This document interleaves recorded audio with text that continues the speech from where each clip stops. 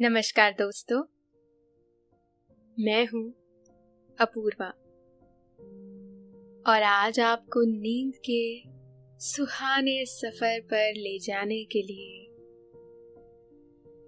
मैं लेकर आई हूँ लेखक करण द्वारा लिखी गई एक ऐसी कहानी जो आपको बताएगी कि हमें जीवन में जो भी कार्य मिले उसे ईमानदारी से करना चाहिए,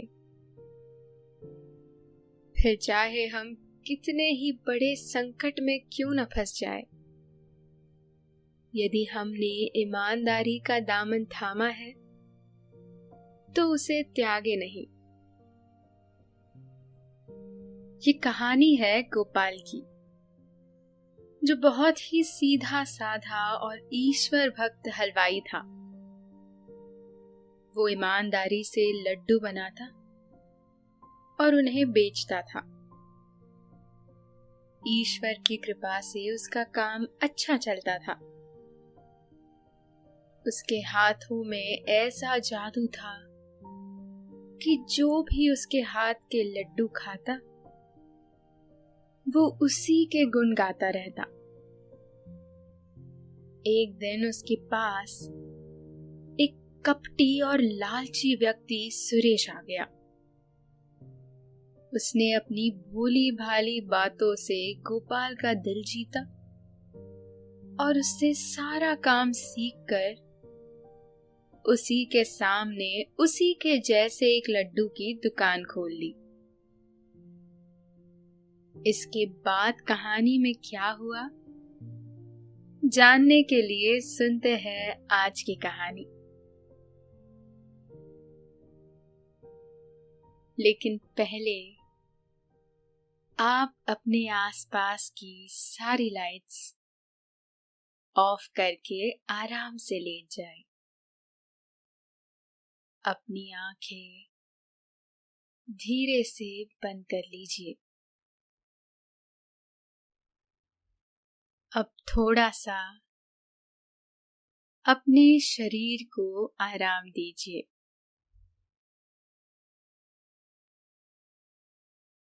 थोड़ा और आराम। अपने शरीर को बिल्कुल ढीला छोड़ दीजिए। कोई टेंशन नहीं, कोई तनाव नहीं। अपने दिमाग में चल रहे सभी विचारों को, चिंताओं को त्याग दे। एक शांति सी महसूस करें। सब नेगेटिव पॉजिटिव विचारों को धीरे धीरे निकाल दे। हाथों को सीधा करके अपनी कमर के साइड में रख लीजिए। अपनी सांस पर ध्यान लगाए। इसको धीमे या तेज नहीं करना है, बस ध्यान देना है कि कैसे वो आपके नाक गले में होते हुए आपके अंदर प्रवेश कर रही है और कैसे वो आपके गले और नाक के माध्यम से वापस निकल रही है। मन शांत, एकदम शांत होता जा रहा है। आप बहुत अच्छा महसूस कर रहे हैं। खुद को काफी हल्का फील कर रहे हैं। सब तरफ शांति ही शांति है, सुकून है, खामोशी है। दोस्तों, अब से आप आपकी मनचाही दादी और नानी की कहानियों से प्यारी नींद की कहानियां सिर्फ और सिर्फ नींद ऐप पर ही सुन पाएंगे।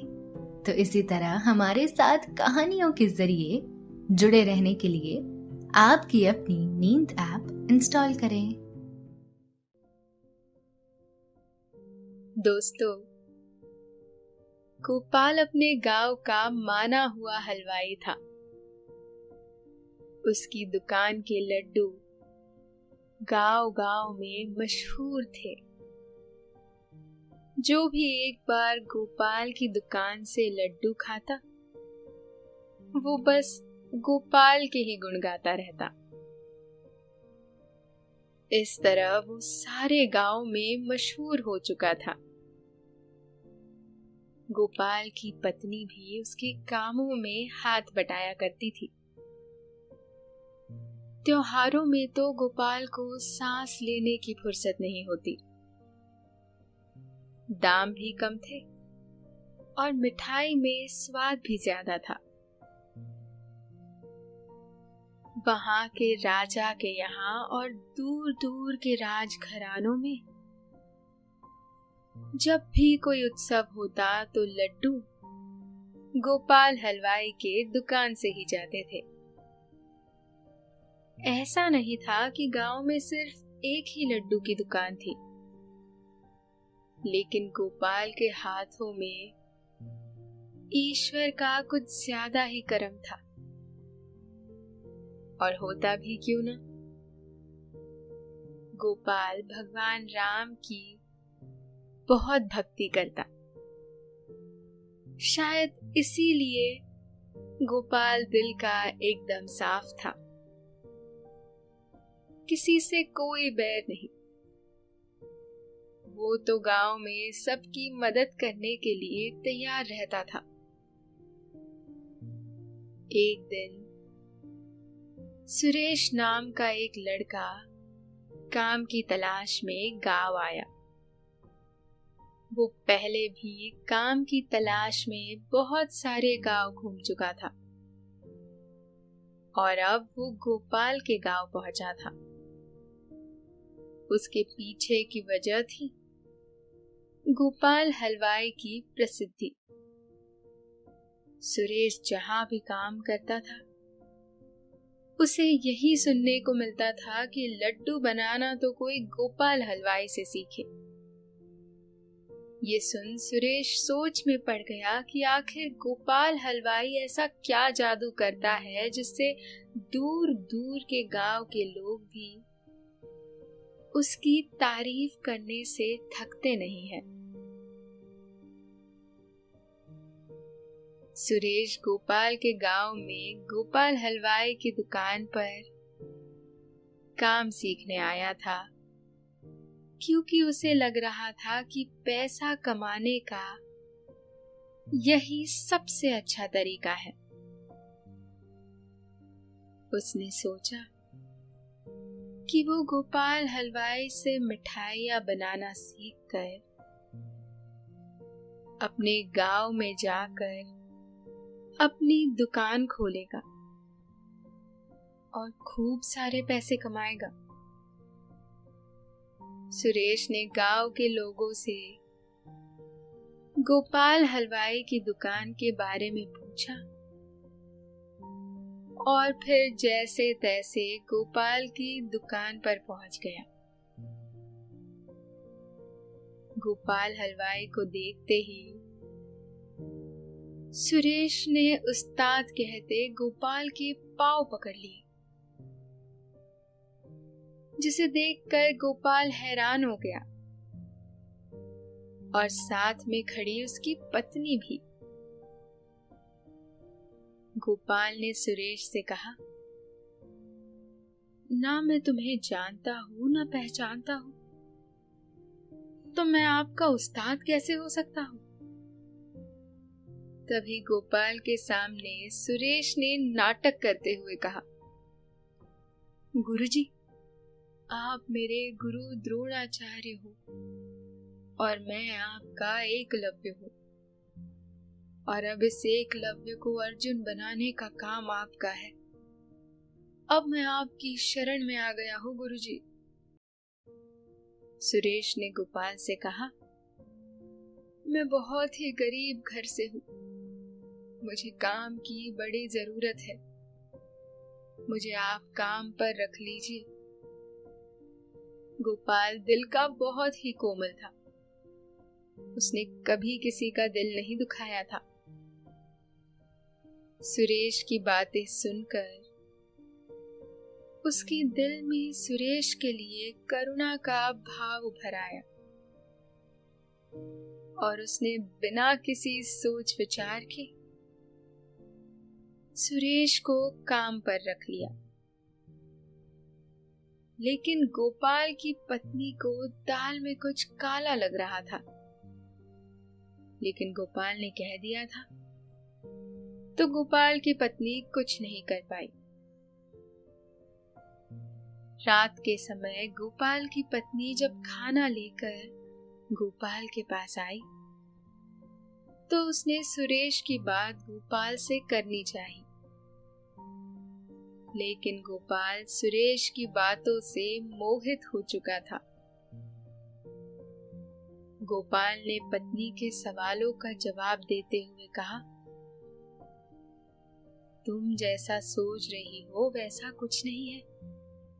हमारे दरवाजे पर कोई काम मांगने आया है तो उसे काम देना हमारा कर्म है, क्योंकि आज हमारे पास जो भी है प्रभु श्री राम की वजह से ही है। और ये भी हो सकता है कि प्रभु ने ही इसे हमारे पास हमारी परीक्षा लेने के लिए भेजा है, ये देखने के लिए ही कि हम अब क्या करते हैं। वैसे भी ईश्वर अपने प्रिय भक्तों का पल पल इम्तिहान लेते रहते हैं। हमें इस इम्तिहान को पूरा करना है। अगले दिन से सुरेश को गोपाल ने काम सिखाना शुरू कर दिया। आहिस्ता आहिस्ता सुरेश गोपाल के दिल के बहुत करीब हो गया। लेकिन गोपाल की पत्नी के दिल में उठा सवाल अब भी कायम था। उसका डर अब पहले से बढ़ने लगा था। दूसरी ओर अब दुकान का सारा काम सुरेश ही किया करता था। लेकिन मिठाई बनाने के बाद गोपाल सारी मिठाई को घर के मंदिर में प्रभु को भोग लगाने के लिए रख देता था। और ये काम गोपाल किसी के सामने नहीं करता था। सुरेश के पूछने पर एक दिन गोपाल ने मजाक करते हुए कह दिया कि मेरे पास मेरे बुजुर्गों का दिया हुआ जादुई मसाला है। मैं रात वो मसाला मिलाकर ही लड्डू बेचता हूँ। सुरेश भी गोपाल के इस मजाक में ठहाके मारकर हंसने लगा। कुछ महीनों के बाद सुरेश और गोपाल के बीच अब छोटी छोटी बातों को लेकर तू मैं होने लगी। गोपाल शांत स्वभाव का था, इसलिए वो सुरेश से ज्यादा कुछ कहता नहीं था। वो जानता था कि काम काज में इस तरह की लड़ाइयां होती ही रहती है। लेकिन सुरेश गुस्से में न जाने उसे क्या क्या कह देता था। चूंकि अब वो काम सीख चुका था, इसलिए उसने गोपाल से बिना बात का झगड़ा किया और उसे ही गलत बताकर वहां से निकल गया। गोपाल को सुरेश की इस हरकत से बहुत दुख हुआ, लेकिन वो कुछ नहीं बोला और राम भरोसे अपना जीवन व्यतीत करने लगा। कुछ दिनों बाद सुरेश ने गोपाल के दुकान के सामने ही लड्डू की दुकान खोल ली। लेकिन सुरेश की दुकान खोल लेने से गोपाल को किसी तरह की कोई कमी नहीं हुई। उसका काम वैसे ही चलता रहा। ग्राहक पहले की तरह उसकी दुकान पर आते और लड्डुओं का स्वाद लेते। सुरेश को ये देखकर और गुस्सा आ रहा था। आखिर वो भी उसी तरह लड्डू बनाता था। फिर भी लोग उसकी दुकान पर आना पसंद नहीं करते थे। इसके लिए सुरेश ने अपना दिमाग लगाया और नजर चुराकर गोपाल की दुकान पर जाकर उसके लड्डुओं में लोगों को बीमार करने की दवाई छिड़क दी, जिससे अगले दिन गोपाल की दुकान से लड्डू खाने वालों की तबीयत खराब होना शुरू हो गई। ये देख लोगों ने गोपाल की शिकायत राजा से कर दी। राजा तो पहले मानने को तैयार ही नहीं थे, लेकिन लोगों की खराब हालत देखकर उन्हें लोगों की बातों को मानना पड़ा। गोपाल की इस हरकत के लिए उसे दरबार में बुलाया गया। जैसे ही गोपाल अपनी पत्नी के साथ दरबार में आया, राजा ने गोपाल से सारे मामले की पूछताछ की। गोपाल ने पूरी ईमानदारी से कहा, महाराज, मैं स्वयं हैरान हूं कि ये सब मेरे साथ क्या हो रहा है। मैं अपने प्रभु को साक्षी मानकर ये कहता हूं कि मैंने सच में कुछ नहीं किया है। महाराज, अतिथि और ग्राहक तो हमारे लिए ईश्वर से कम नहीं होते, और मैं अपने ईश्वर के साथ ऐसा बिल्कुल नहीं कर सकता। राजा को पता था कि गोपाल धार्मिक प्रवृत्ति का व्यक्ति है और वो ऐसा नहीं कर सकता।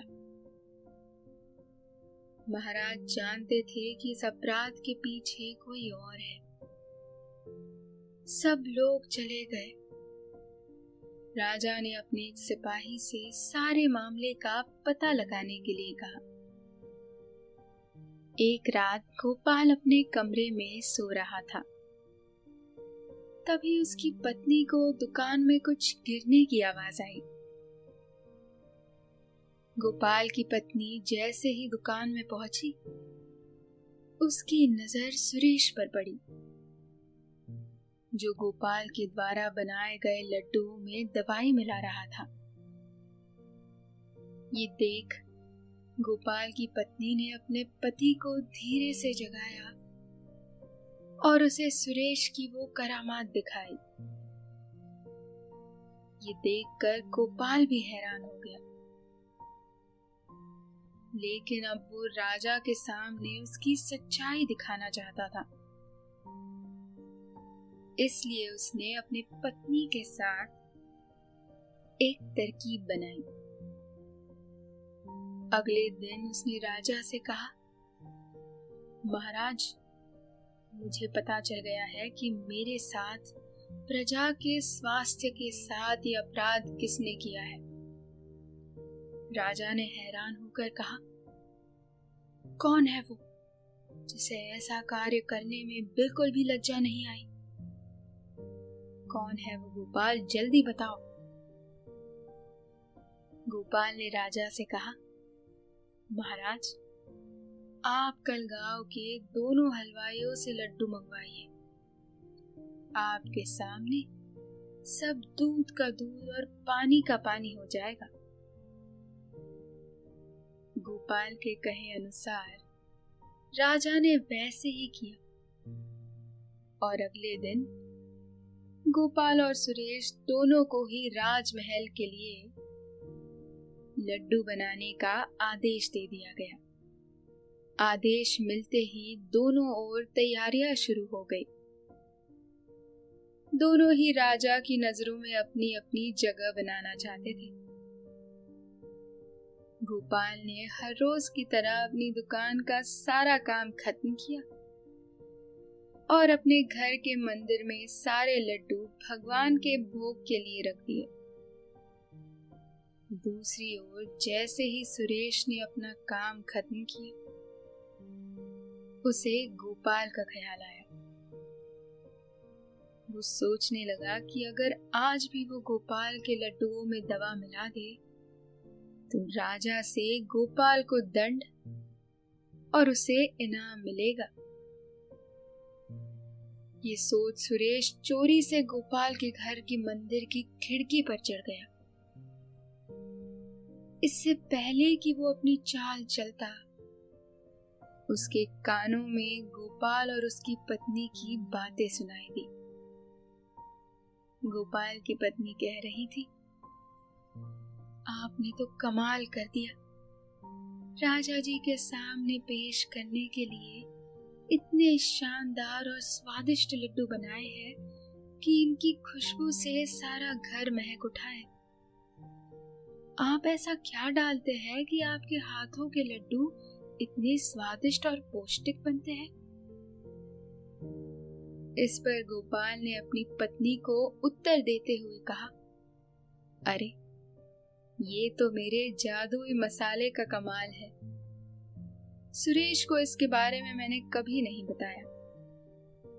मेरे इस जादुई मसाले के चलते ही मेरे लड्डू सबसे स्वादिष्ट और पौष्टिक बनते हैं, जबकि बाकी सभी साधारण से लड्डू बनाकर ही खुश हो जाते हैं। ये सारी बातें सुरेश भी कान लगाकर सुन रहा था। तभी गोपाल की पत्नी बोली, अरे धीरे बोलिए, आपको पता है ना, दीवारों के भी कान होते हैं। अच्छा, वैसे वो जादू का मसाला कौन सा है और कहाँ मिलता है? गोपाल ने जवाब देते हुए कहा, भाग्यवान किसी को बताना नहीं। वो मसाला और कुछ नहीं बल्कि कुएं के पास लगे पुराने बरगद के पेड़ की जड़ की मिट्टी है। मुझे महल के राजपुरोहित ने ये राज बताया था। सुरेश ने जैसे ही जादुई रेत के मसाले के बारे में सुना, वो एकदम से बिजली की तेजी से कुएं की तरफ भाग गया और भूल गया कि वो गोपाल के घर क्या करने गया था। जैसे ही वो कुएं की तरफ पहुंचा, उसे वही पुराना पेड़ दिखाई दिया जिसकी बातें गोपाल अपनी पत्नी से कर रहा था। उसने चोरी से उस पुराने बरगद की जड़ से मिट्टी, झाड़ी और पास पड़ी बाल्टी को उससे भरना शुरू किया। जैसे ही बाल्टी रेत से भरी, वो दौड़ता हुआ सीधा अपनी दुकान पर पहुंच गया। वो इतना खुश था कि मानो उसका बरसों का पुराना सपना पूरा हो गया हो। अपनी दुकान में आते ही उसने बाल्टी की सारी रेत अपने बनाए हुए लड्डुओं में मिला दी और अपनी मूंछों को ताव देता हुआ बोला, अब देखता हूं कैसे वो गोपाल मुझसे बेहतर लड्डू बनाता है। अगले दिन राजा के दरबार में सब लोग पहुंच गए। सुरेश बहुत खुश था। उसे ऐसा लग रहा था कि वो आज गोपाल का काम पूरी तरह से बंद करा देगा, क्योंकि जो भी उसके हाथ के बने लड्डू खाएगा वो गोपाल के लड्डू पूरी तरह से भूल जाएगा। राजा के आदेश के बाद धीरे धीरे सब लोग सबसे पहले अपने चहीते गोपाल के लड्डू खाने की ओर बढ़े। लेकिन सुरेश ने अपनी उत्सुकता के चलते राजा के साथ साथ सभी को पहले अपने लड्डू चखने का न्योता दिया। सुरेश बहुत ही खुश था, क्योंकि अब तो उसके लड्डुओं में भी जादुई रेत का मसाला डल चुका था। उसे पूरा यकीन था कि राजा से इनाम इस बार वही लेकर रहेगा। जैसे ही लोगों ने सुरेश के बनाए हुए लड्डू खाए, लोगों ने थूकना शुरू कर दिया। भला ये भी कोई लड्डू है? इसे इंसान तो क्या जानवर भी खाना पसंद नहीं करेगा। भला लड्डुओं में रेत और मिट्टी कौन बेवकूफ डालता है? राजा ने लड्डू खाते हुए कहा। ये सुन सुरेश बोला, लेकिन राजा जी, ये तो जादुई रेत का मसाला है। इसे तो गोपाल भी अपने लड्डुओं में डालता है। मैंने कल रात ही उसके मुंह से सुना था। ये सुन राजा बोला कि तुम उसके घर कब गए थे और क्यों गए थे? अब क्या था, सुरेश अपने ही बनाए हुए जाल में फंस चुका था। राजा के कड़े दंड के डर के कारण उसने राजा को सब कुछ ज्यों का त्यों बता दिया कि किस तरह उसने गोपाल से झगड़ा किया और किस प्रकार उसने अपनी दुकान चलाने और उसकी दुकान बंद करवाने के लिए उसके लड्डुओं में लोगों को बीमार करने की दवा मिलाई। अब लोगों के सामने दूध का दूध और पानी का पानी हो गया। इससे पहले कि राजा सुरेश को दंड देता, गोपाल ने आगे बढ़कर राजा से कहा, महाराज, इसे अपने कर्मों की सजा मिल चुकी है और इसे अपनी गलती का एहसास भी हो गया है। कृपया अब इसे कोई दंड ना दे। ये बात सुनकर राजा ने सुरेश से कहा कि तुम में और गोपाल में यही फर्क है। तुम लालची हो और केवल अपना भला ही सोचते हो। तुमने आगे बढ़ने के लिए छल का सहारा लिया और गोपाल ने तुम्हें माफ भी किया और दंड से भी बचाया। याद रखो, मनुष्य के कर्म उसके पास लौट कर जरूर आते हैं। इसलिए जो भी करो, सोच समझ कर करो। तो दोस्तों, अब आपने ये कहानी सुनी। अब आप काफी अच्छा महसूस कर रहे हैं और आपको नींद आ रही है। निंदिया रानी धीरे धीरे आपको सुला रही है। आपकी आंखें भारी हो रही है। आप नींद के आगोश में समाते चले जा रहे हैं, समाते चले जा रहे हैं। शुभ रात्रि।